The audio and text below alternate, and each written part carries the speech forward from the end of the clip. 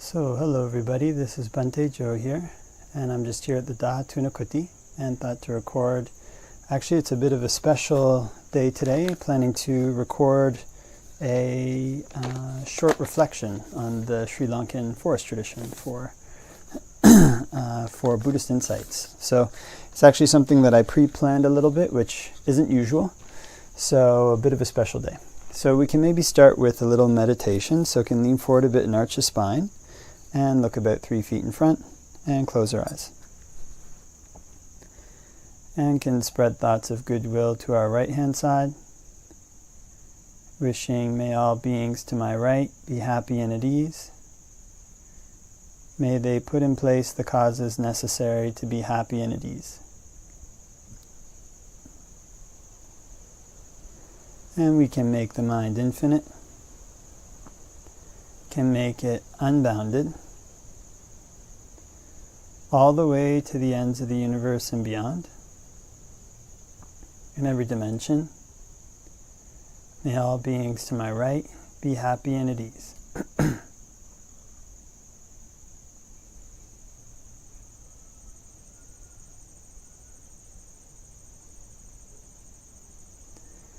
And we can spread thoughts of goodwill to our right-hand side and our left-hand side, wishing may all beings to my right and my left be happy and at ease. May they put in place the causes necessary to be happy and at ease. And we can spread thoughts of goodwill to our right-hand side, our left-hand side, and in front, wishing may all beings to my right, my left, and in front be happy and at ease. May they put in place the causes necessary to be happy and at ease.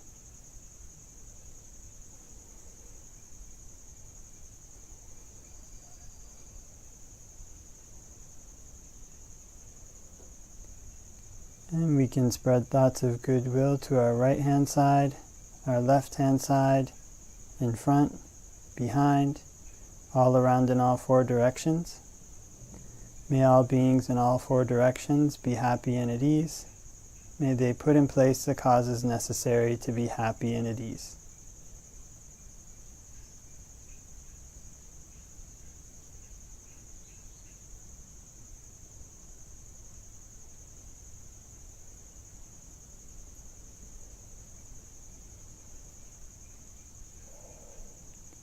And we can spread thoughts of goodwill to our right-hand side, our left-hand side, in front, behind, and above. May all beings in all 4 directions and above be happy and at ease. May they put in place the causes necessary to be happy and at ease.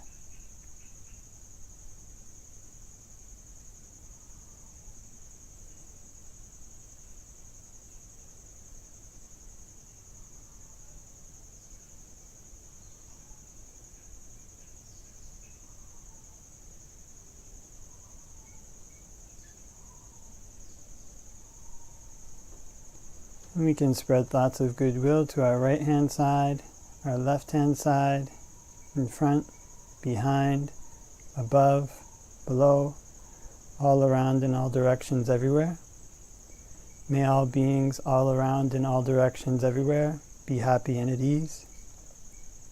May they put in place the causes necessary to be happy and at ease. And we can make the mind infinite, can make it unbounded, all the way to the ends of the universe and beyond, in every dimension. May all beings all around everywhere be happy and at ease.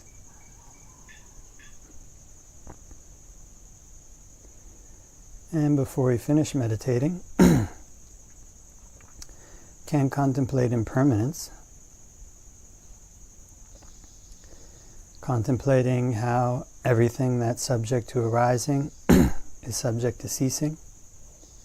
It's not me, it's not mine, it's not myself.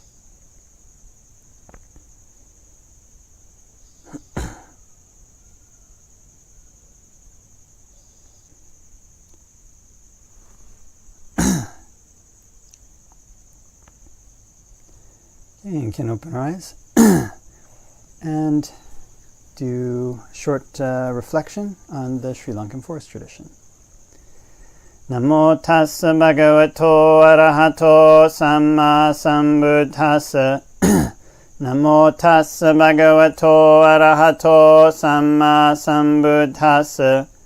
Namo tassa bhagavato arahato samma sambuddhassa. Buddhaṃ saranang gacchāmi, Dhammāṃ saranang gacchāmi, Sanghaṃ saranang gacchāmi. Dutiyampi Buddhaṃ saranang gacchāmi, Dutiyampi Dhammāṃ saranang gacchāmi, Dutiyampi Sanghaṃ saranang gacchāmi. Tatiyampi Buddhaṃ saranang gacchāmi, Tatiyampi Dhammāṃ saranang gacchāmi, Tatiyampi Sanghaṃ saranang gacchāmi. So, hope that everybody's having a great day wherever it might be, and was messaging with Buddhist Insights a while ago, and we discussed doing a kind of audio/video blog post almost, where maybe I discuss some things about the Sri Lankan forest tradition, and then they can go ahead and maybe splice in some photos for that. So kind of a multimedia blog post. So I've been here in Sri Lanka now for almost 2 years, and so I'm not an expert at the Sri Lankan forest tradition by any means, but have had the lovely opportunity to stay here and to learn from the culture, learn from the monks, and also to be in some very beautiful and inspiring environments. And so I thought that maybe we could just start with a little overview. This is, again, a little unusual because usually just kind of start talking and hope that it goes well. But here I've actually written down a few points for an outline for this discussion. So I thought that would talk a little bit about the history of Sri Lanka first. So basically Sri Lanka was almost founded, was very soon after it was colonized from India. Very soon after it was colonized from India, it became a Buddhist country. And it did so through, basically through King Ashoka. He sent a missionary, his son Mahinda, and his son came and converted most of the island. And King Ashoka at the time was probably, the most powerful monarch in the area, in the kind of Indian subcontinent area. And so actually his missionary efforts spread Buddhism to, Gandhara, basically even to the Greek areas in India and to other areas, basically all around India. He renounced conquest, and Sri Lanka was one of them. And so from that time, basically, Sri Lanka's had a very strong affiliation with Buddhism. It's kind of, after the death of Buddhism in India, preserved the Theravada tradition. So it's basically because of the efforts of the monks who were here, and the efforts of Buddhists in Sri Lanka that now we still have a Pali Canon, we still have a Theravada tradition because of this particular island. And so because it was so strongly rooted, and Sri Lanka basically developed, there were many times it was invaded by South India.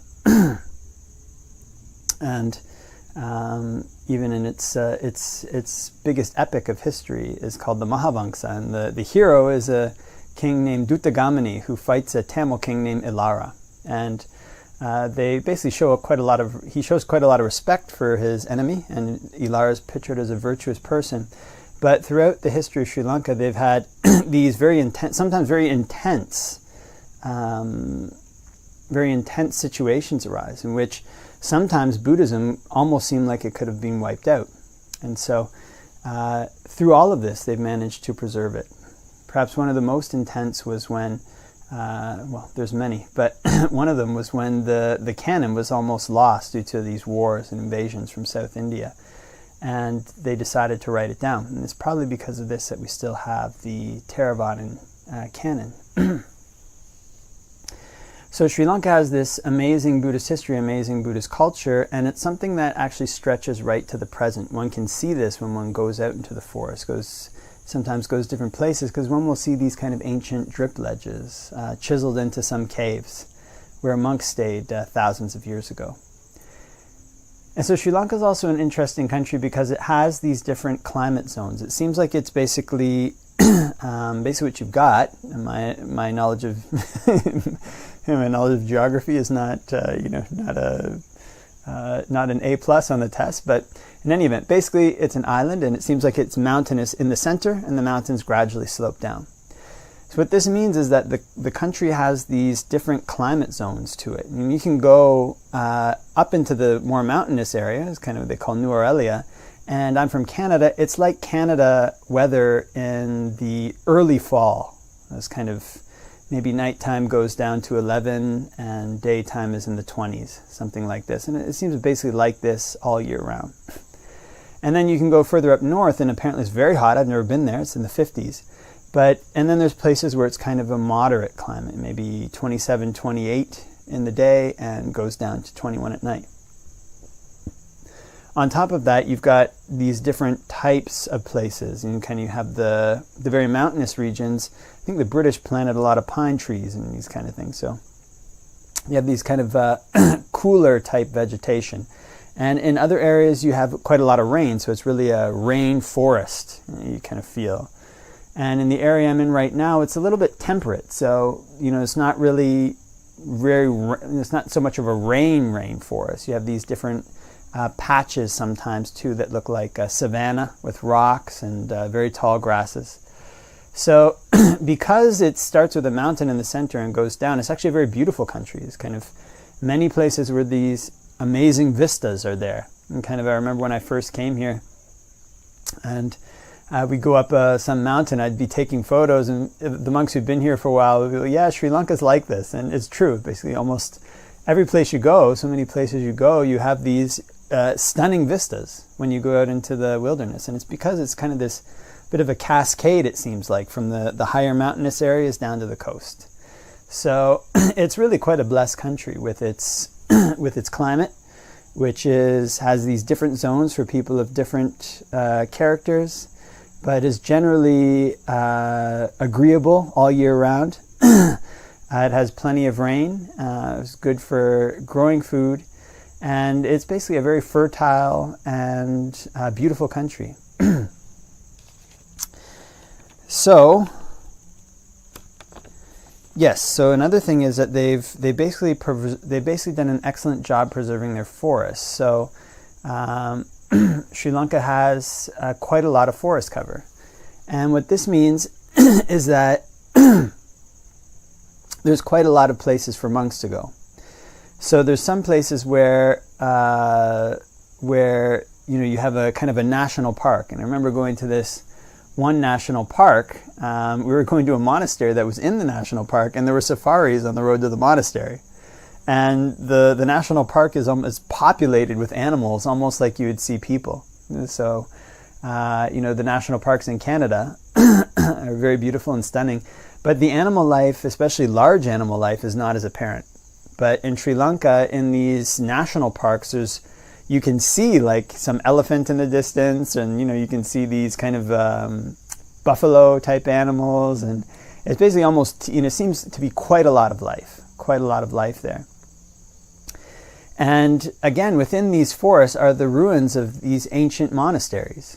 So I remember as a young man, I used to watch this movie called Indiana Jones. It was very popular then, where he would go into these forests and find these ancient treasures. And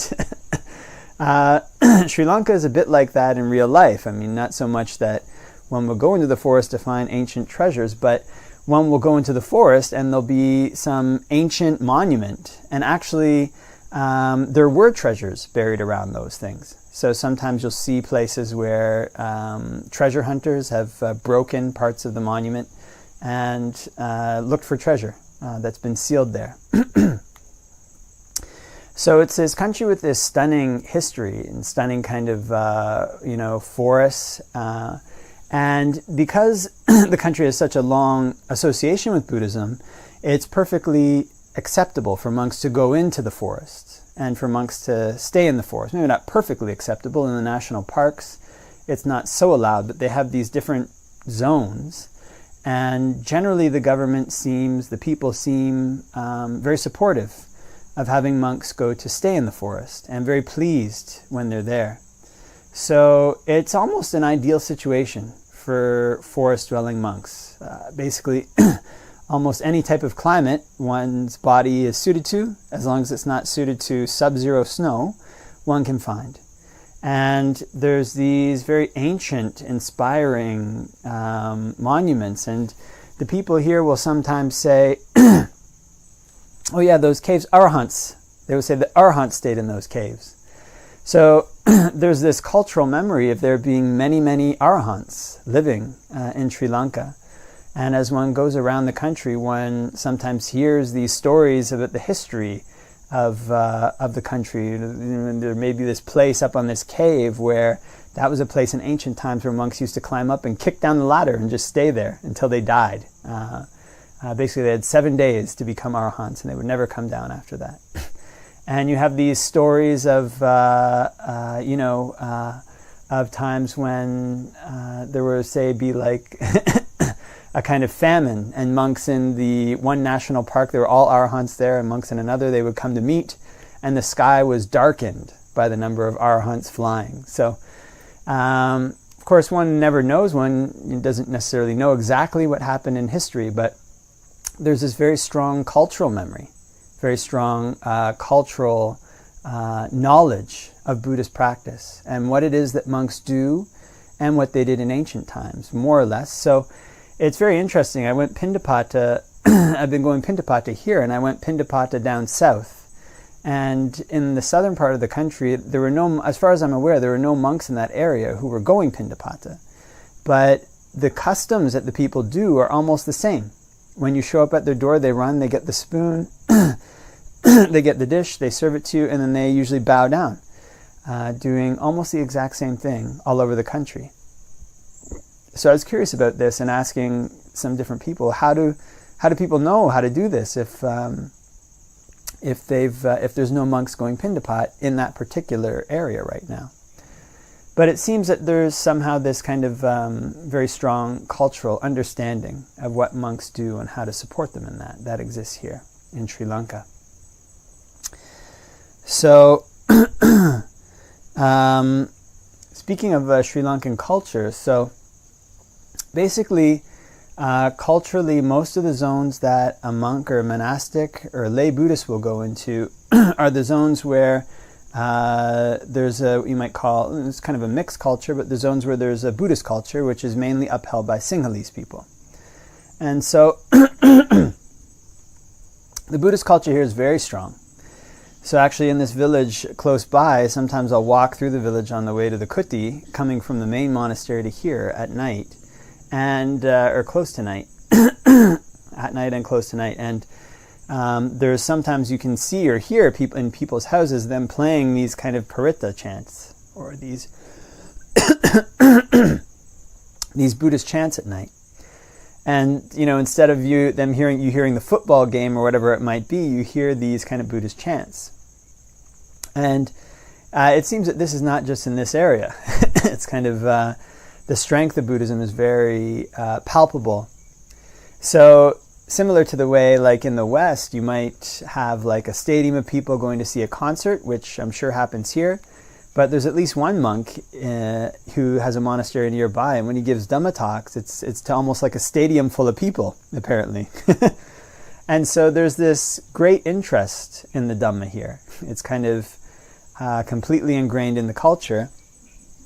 And people have this liking and desire for monks to be around. They don't see it as a burden if a monk goes Pindapat every day in a village. They come to like it, and they want a monk to be there. So it's interesting, as a monk going to different areas in Sri Lanka, if they have a kuti or a cave there, sometimes the people will actually try to like convince you to stay. they'll like try to get you to stay in the kuti or the cave because they like having monks so much. So this is something that's been amazing for me to see coming from Canada, which is obviously not a Buddhist country and has some Buddhism, but is basically just this incredible support, liking, and faith for the Dhamma. And partially this may be because people are raised very young from being Buddhists, but it's also likely because they have developed a very strong sense of how to gain happiness through dana, especially, is what I've seen in Sri Lanka. The culture of dana, or giving, is extremely strong here.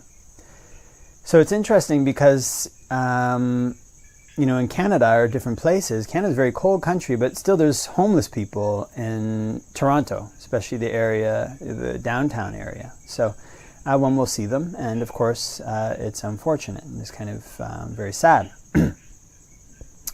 One of the amazing things in Sri Lanka here that I've seen is that there's very few homeless people in the country.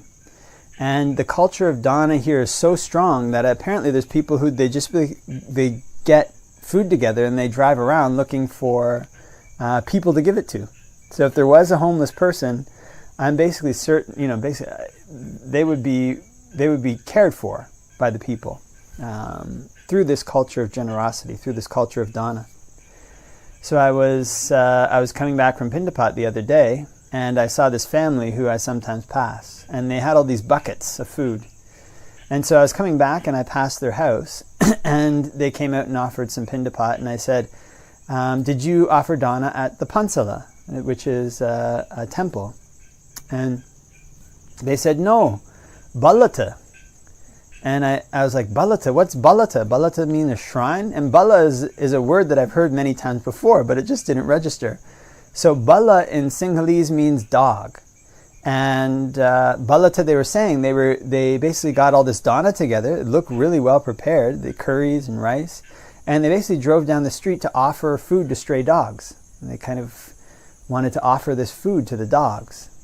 So there's this incredible culture of caring that exists here. So as a monk being in Sri Lanka, I've never really felt in danger of so much of not getting enough food. Or in danger so much of not being well cared for.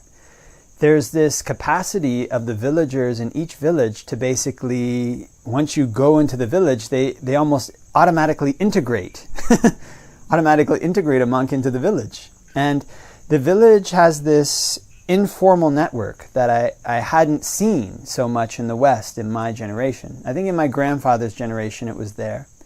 But there's this informal network where people somehow find out about you and find out about what you need, and they basically integrate you into the village and provide you with what you need to stay there. So just walking into a village and just staying on the outskirts of a village as a monk here, one basically feels like one's part of the village. And it basically feels like being part of a big family.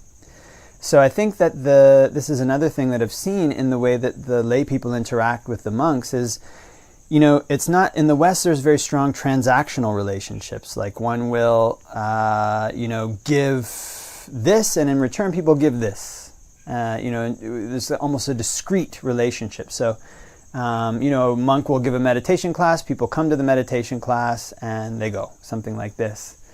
But not 100%. But in Sri Lanka, the people in the village consider, if they're older women, they tend to consider you like their son.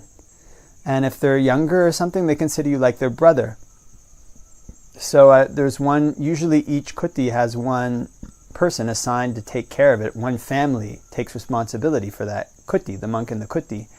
And those people are called kapiyakarus. And so the kapiyakaru for this kuti, I was calling her Nona, which means Mrs., as far as my understanding.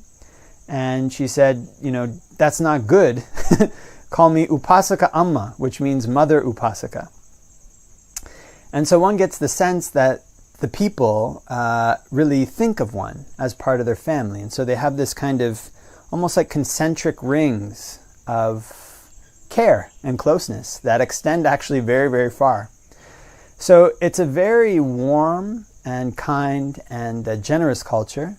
And it's a culture in which basically as a monk, one never needs to feel, will basically never feel, so long as one's in a Buddhist area, that one will, die of starvation or something like this, unless there's a famine, but in general. And in general, one feels very well cared for, almost as if one's in a family. So this is the incredible cultural support for Buddhism that I've seen here in Sri Lanka. So as far as practices go here in Sri Lanka, there's dana is very strong. Also, I think sila is very strong among the lay people, quite strong. Every Poya day, every full moon day, they tend to keep 8 precepts, which is quite good. They keep it the whole day. And meditation is also growing here. The main types of meditation in Sri Lanka are kind of is heavily influenced by Burma. So there's quite a lot of Goenka meditation here, quite a lot of Mahasi meditation, and Pawak meditation. These are the main types that one might encounter here in Sri Lanka. But living within a monastery, life in the monastery is actually very free. Tends to be very free. So it's not usually the case. A monk has quite a lot of free time during the day. Basically, most of the day they can devote to meditation, and oftentimes they don't kind of, at least at the monastery I'm at, and I think many others, they don't necessarily check to enforce that you do a particular method of meditation. So there's quite a lot of freedom in that way. And one of the nice things too about Sri Lanka for Western meditators is that the country actually has a reasonably long history of, reasonably long compared to Sri Lanka has a long history in general, but has a as far as Buddhism in the West goes, it has a reasonably long history compared to the history of Buddhism in the West, of Westerners taking part in Buddhism here. So one of the Buddhist renaissances in Sri Lanka was actually supported by a man named Henry Steele Olcott. He came over from America with another person named Madame Blavatsky, who's a Russian. They were both in the Theosophical Society. And he took the 5 precepts, becoming a Buddhist. And this was, I think, in the 1800s, at a time when there wasn't many Western Buddhists. And so he actually organized a kind of counter-Christian movement to shore up Buddhist identity in the face of foreign rule. And he was the one who basically invented this Buddhist flag that basically one now sees all over Sri Lanka. And I think is so highly regarded that they actually I heard they had him on one of the stamps in Sri Lanka. Also, one of the first monasteries for training Western monks, founded by a Western monk, was in Sri Lanka, and that was the island hermitage, Polgastua, by Venerable Nyanatiloka. And that produced many famous disciples. It produced Venerable Nyanaponika and the Buddhist Publication Society, and it produced also solitary monks such as Venerable Nyanavira and more recently Nyanadeepa Bhante. And it also produced a very famous wandering monk named Nyanavimala Bhante. And so these monks are greatly revered by Westerners in general and known by Sri Lankans. So there is this kind of comfort, I guess you'd say, with Western monks, or there's a history of Western monks making a contribution to Buddhism in Sri Lanka, which is another kind of very positive factor here. So all in all, Sri Lanka, from what I've seen so far, is basically a very highly excellent place to practice Buddhism in the present day. There's many forests. So if a monk wants to go and practice in solitude in the forest, coming from Nyanadeepa Bhante, and also from history, there's quite an acceptance of monks basically living alone in the forest, going for pindapata, coming back, and not being involved in any teaching. It's basically devoting their whole day to solitude, to meditation, and however they choose to spend their day. And so this is an excellent factor in Sri Lanka that I haven't seen in any other place that I've been to so far. Also, the climate is very excellent, so it gives a lot of opportunities for what one might call charika or tudong. In Thailand, they call it tudong. And because there's so many forests and so much beauty, one can travel through the forests and go wandering and come out in another village and either stay at the pansala. In some cases, if the government doesn't mind, one can stay in the forest and basically camp out there with the glot or with whatever one might use, and then continue wandering on. Because of these cultural supports, it makes this traditional Buddhist wandering lifestyle a possibility here. And it makes some of the traditional Buddhist practices, such as staying at the root of a tree and staying in the forest, these kind of things are a real possibility and very widely accepted. And because of its kind of openness, and it's also possible to come here on one's own initiative, or it's also possible to come and stay here and basically practice on one's own initiative. One can use the suttas as a guide, or one can practice whatever meditation method one feels. It's a country that suits well for people with an individual temperament, because the culture and the setup here allows for quite a lot of individual freedom. So basically it's a rare opportunity to be in Sri Lanka at a time like this. It's very peaceful. It's got quite a lot of excellent support for Buddhism.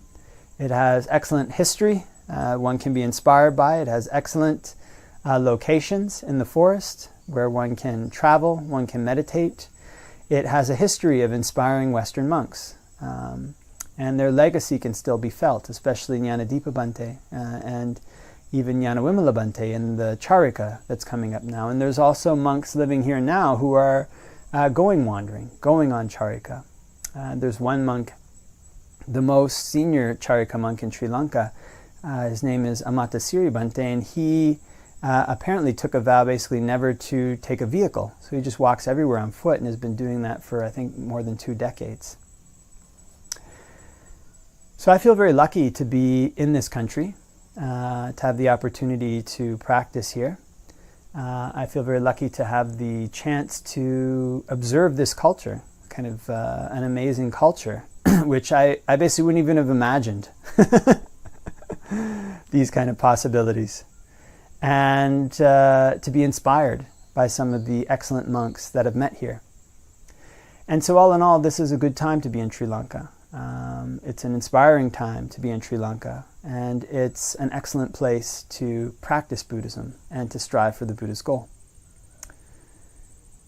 So I think that's pretty much all the reflections that I might have for now. Again, I'm not an expert on the Sri Lankan forest tradition, Sri Lankan practicing in the forest in Sri Lanka. But those are just a few reflections for this blog post. So I hope that everybody has a great day wherever it might be, and wishing all